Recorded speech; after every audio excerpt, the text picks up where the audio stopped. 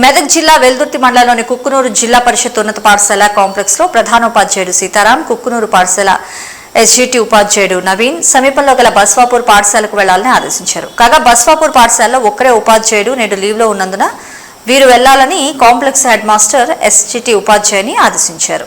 SGT ఉపాధ్యాయులు వెళ్లకపోవడంతో బస్వాపూర్ పాఠశాలలోని విద్యార్థులు పాఠశాల ఆవరణలో ఉదయం 11:30 గంటలు దాటిన తర్వాత ఉపాధ్యాయులు రాకపోవడంతో క్రీడలు ఆడుతూ కనిపించారు. ఈ విషయమై విద్యార్థుల పేరెంట్స్ ఉపాధ్యాయులపై తీవ్ర ఆగ్రహం వ్యక్తం చేశారు.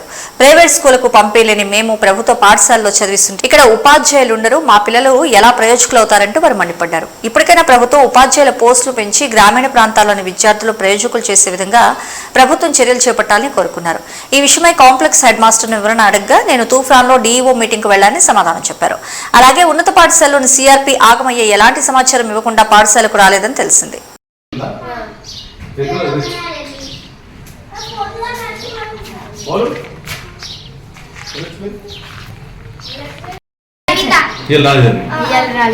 కవిత టీచర్ అమ్మా 21 మొత్తం టోటల్ మెంబర్స్ రాలేదా? ఫస్ట్ నుంచి 5వ తరగతి దాకా ఎట్లా భోజనం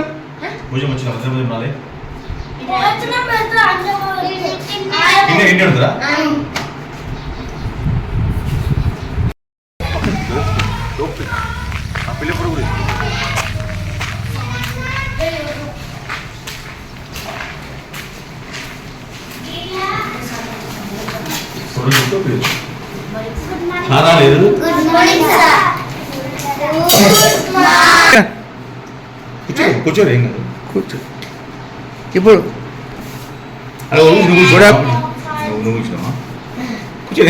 కూర్చో మీదే స్కూల్